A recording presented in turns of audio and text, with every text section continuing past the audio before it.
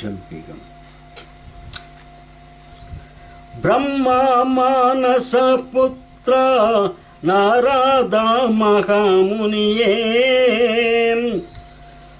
ಉಜ್ಜಯಿನಿಪುರದಲ್ಲಿ ಬಂದು ನಿಂತಾನೋ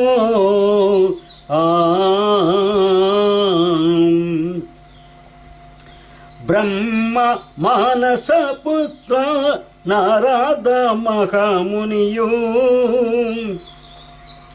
ಉಜ್ಜಯಿನಿಪುರದಲ್ಲಿ ಬಂದು ನಿಂತಾನೋ ಶಿವ ಶರಣ ಸಿದ್ಧಲಿಂಗಪ್ಪ ಗಂಗಮ್ಮನವರಿಗೆ ಜಂಗಮನ ವೇಷದಲ್ಲಿ ಪೇಳುತ್ತಾರುವನೋ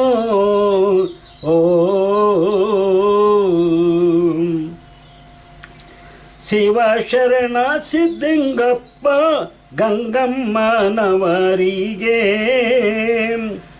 ಜಂಗಮನ ವೇಷದಲ್ಲಿ ಪೇಳುತ್ತಿರುವನೋ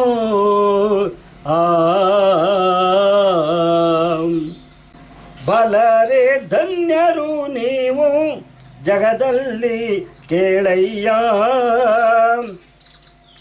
ಶಿವ ಮೆಚ್ಚಿ ಬಂದಿಹನು ನಿಮ್ಮ ಮಗನಾಗಿ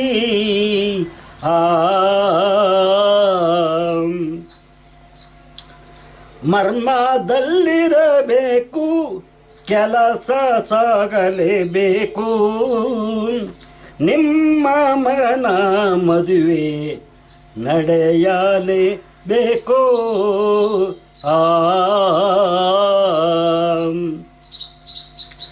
ಕೇಳಯ್ಯ ಶಿವ ಶರಣ ಬೇಡುವೆ ನಿನಗೆ ರಂಗಾಪುರವೆಂಬ ಗ್ರಾಮ ಇಲ್ಲಿಗೆ ಬಲು ದೂರ ಪಾರ್ವತಿಯು ದೇವಕನ್ಯೆಯು ಸಹಿತ ಪಾರ್ವತಿಯು ದೇವಕನ್ಯೆಯು ಸಹಿತ ಶಿವ ಭಕ್ತರ ಮನೆಯಲ್ಲಿ ಬೆಳೆದು ನಿಂತಿಹರೋ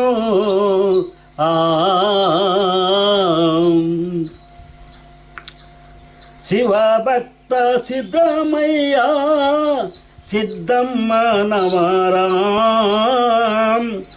ಗರ್ಭ ಸಂಗಾತರಾಗಿ ಜನಿಸಿ ಇರುವರು ಸಾಗಲಿ ನಿಮ್ಮ ಪಯಣ ರಂಗಾಪುರದ ಕಡೆಗೆ ಮನ ಮೆಚ್ಚಿ ತನ್ನೀರಿ ವಧು ನಿಂಗಮ್ಮನ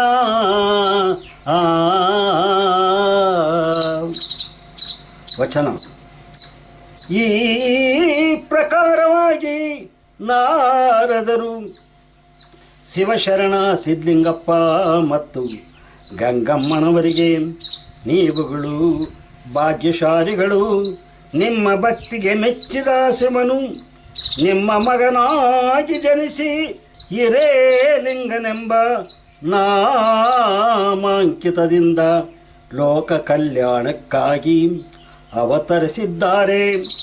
ಅಂತೆಯೇ ಜಗನ್ಮಾತೆಯಾದ ಪಾರ್ವತಾದೇವಿಯು ಹಾಗೂ ದೇವಕನ್ಯೆಯರು ರಂಗಾಪುರ ಗ್ರಾಮದ ಶಿವಭಕ್ತರಾದ ಸಿದ್ದರಾಮಯ್ಯ ಮತ್ತು ಸಿದ್ದಮ್ಮನವರ ಗರ್ಭದಲ್ಲಿ ಜನಿಸಿದ ಅವಳಿ ಮಕ್ಕಳಲ್ಲಿ ಪಾರ್ವತೀ ದೇವಿಯು ನಿಂಗಮ್ಮನಾಗಿಯೂ ದೇವಕನ್ಯೆಯು ಲಕ್ಕಂಬನೆಂಬ ಹೆಸರಿನಿಂದ ಖ್ಯಾತರಾಗಿದ್ದಾರೆ. ನಿಂಗಮ್ಮನು ನಿಮ್ಮ ಮಗನಿಗೆ ವಧುವಾಗಿದ್ದಾಳೆ. ಆಕೆಯನ್ನು ತಂದು ವಿವಾಹ ಮಾಡುವುದೆಂದು ವಿಷಯ ಮರ್ಮದಲ್ಲಿರಬೇಕು.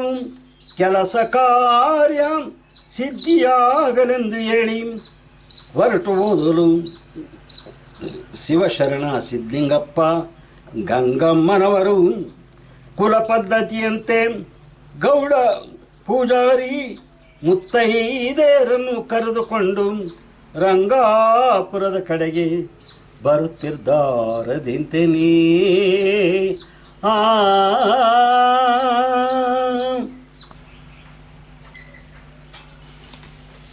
ಆ ಸಂದರ್ಭದಲ್ಲಿ ಸಿದ್ಲಿಂಗಪ್ಪ ಮತ್ತು ಗಂಗಮ್ಮ ಮಗನಿಗೆ ಹೆಣ್ಣು ಹುಡುಕುವ ಸಲುವಾಗಿ ಯಾವ ರೀತಿ ಸಿದ್ಧತೆ ಮಾಡ್ತಾವ್ರೆ ಅಂದರೆ, ದಟ್ಟಿಯ ಬಿಗಿದಾನು ಭಸ್ಮವಾಧರಿಸಿದನು ಜರಿಯ ಪಾಗುನ ತಲೆಗೆ ಜರಿಯ ಪಾಗನು ತಲೆಗೆ ಬರಾದಿ ಸುತ್ತಿದನು. ಒಂದು ದಟ್ಟಿಯನ್ನು ಸುತ್ತಕೊಂಡಂತೆ, ಅಷ್ಟೇ ಅಲ್ಲ ತಲೆಗೆ ರುಮಾಲನ್ನು ಕೂಡ ಸುತ್ತಿಕೊಂಡಿದ್ದಾನೆ.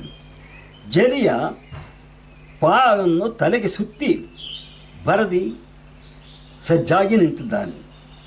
ಕರಿಯ ಕಂಬಳಿಯನ್ನು ಎಗಲಿಗೆ ಹಾಕುತ್ತ ಮುದ್ರೆ ಉಂಗುರವನ್ನು ಬೆರಳಿಗೆ ಧರಿಸುತ್ತ, ಅಷ್ಟೇ ಅಲ್ಲ ಕರಿಯ ಕಂಬಳಿಯನ್ನು ಹೆಗಲ ಮೇಲೆ ಹಾಕ್ಕೊಂಡವನೇ, ಕೈಯಲ್ಲಿ ಒಂದು ಕೋಲನ್ನು ಹಿಡಿದುಕೊಂಡು ಹೊರಟವನು. ಅಷ್ಟರಲ್ಲಿ ಗೌಡ ಪೂಜಾರಿಯನು ಅಕ್ಕರದಿ ಕರದಾನೋ ಎತ್ತಿನ ಬಂಡಿಯ ಬಳಿಗೆ ಬಂದು ಕುಳಿತಾನೋ. ಯಾರು?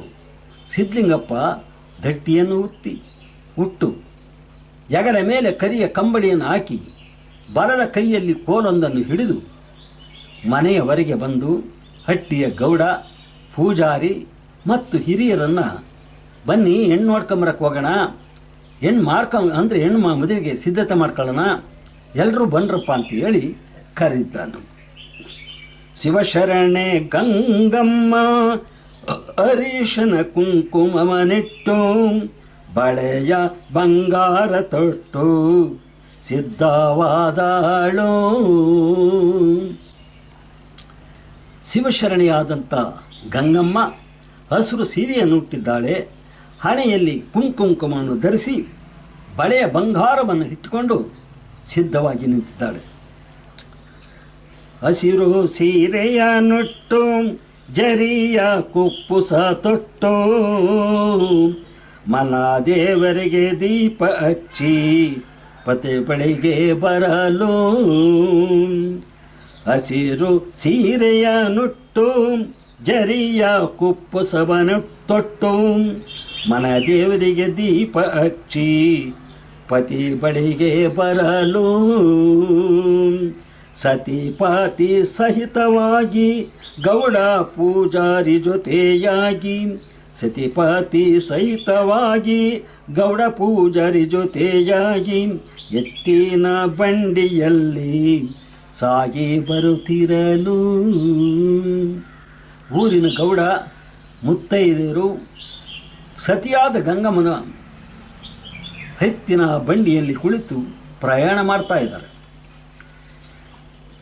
ಈ ಪ್ರಕಾರವಾಗಿ ಜಂಗಮರು ಹೇಳಿದಂತೆ ಶಿವಶರಣರಾದ ಸಿದ್ಲಿಂಗಪ್ಪ ಮತ್ತು ಗಂಗಮ್ಮನವರು ಸಂತೋಷದಿಂದ ಊರಿನ ಗೌಡರಾದ ಹುಚ್ಚನ ಮಲ್ಲಯ್ಯ ಹಾಗೂ ದೈವವಾಣಿ ಹೇಳುತ್ತಿದ್ದ ಚಿಕ್ಕ ಮಾಳಪ್ಪ, ಪೂಜಾರಿ ಗುಂಡಯ್ಯ ಹಾಗೂ ಶರಣನೆನಿಸಿದ ಅರ್ಚಕ ಬಸವಲಿಂಗಯ್ಯ ಸಿದ್ಧಗಂಗಮ್ಮನವರ ಪುತ್ರಿಯಾದ ಕಲ್ಲಮ್ಮನನ್ನು ಕರೆದುಕೊಂಡು ಎತ್ತಿನ ಬಂಡಿಯಲ್ಲಿ ಕುಳಿತು ರಂಗಾಪುರದ ಕಡೆಗೆ ಪ್ರಯಾಣಿಸುತ್ತಿರಲು ಇತ್ತ.